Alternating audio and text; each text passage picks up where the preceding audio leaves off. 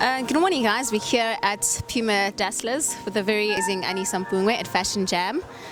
Good morning, Anisa. Morning, how are you doing? I'm well, thanks. Thank you for asking. Anisa, we're going to shoot straight into it. Thank you so much for having us today. Can you please tell us about your career path?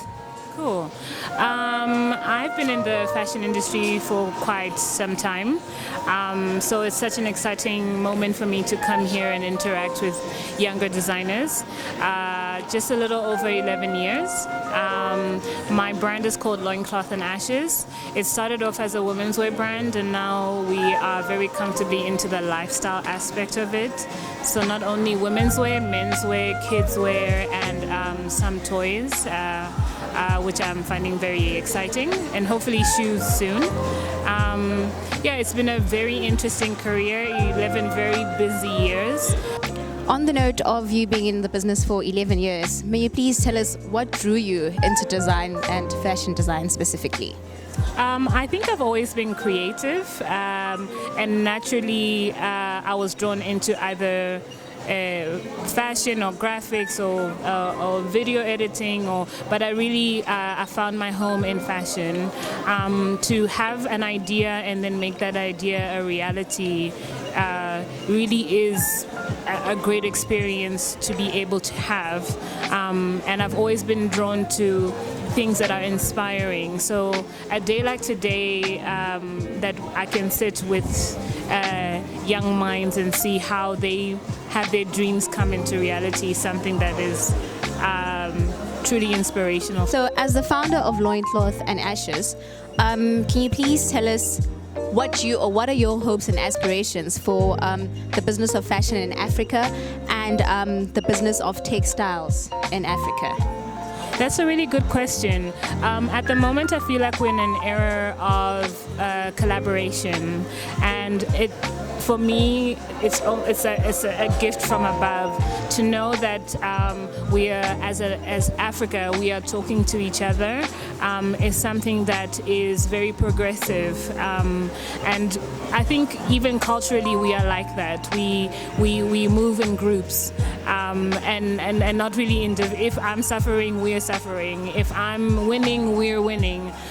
So to know that you can collaborate with somebody from Ethiopia or from Nigeria or from Tanzania, where I'm from, is really exciting, and it really resonates with me truly, because I get the best of both worlds, with two cultures in mind. To answer the second part of your question about textiles, I think we're in an interesting era where we need to speak a lot to our elders and to know how they did the things that they did, so that we don't lose it. So I'm finding myself having longer conversations and more intense conversations with people who have done this before me, just to understand, okay, when we talk about craftsmanship, what does that really mean? The women in Burkina Faso, for example, the way they create their textile, it's absolutely incredible, but you have to actually sit down with them to understand it, as opposed to going on Google. Such a dope response. So on that note, Anisa, what drew you in to come here today at Fashion Jam specifically? So I was approached by Puma to come and have a conversation about the fashion industry, share my experiences, and I told the students too. For me, it's also I get educational value too.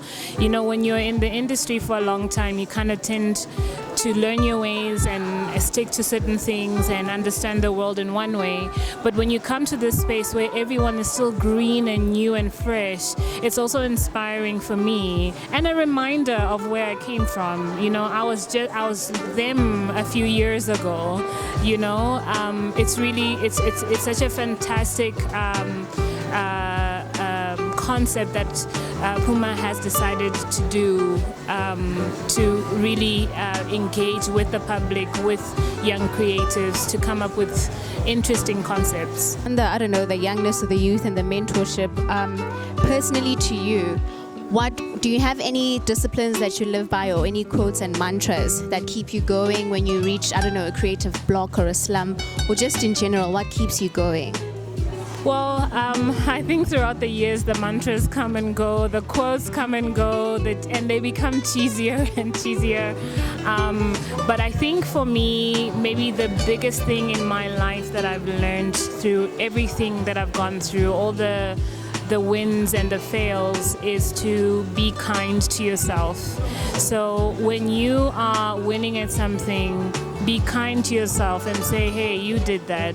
When you're losing, say, hang on a minute, this is just a bump. It doesn't mean it's forever. And when you start having that way, when you have a calm way of approaching things, that's when your mind is open to any kind of idea.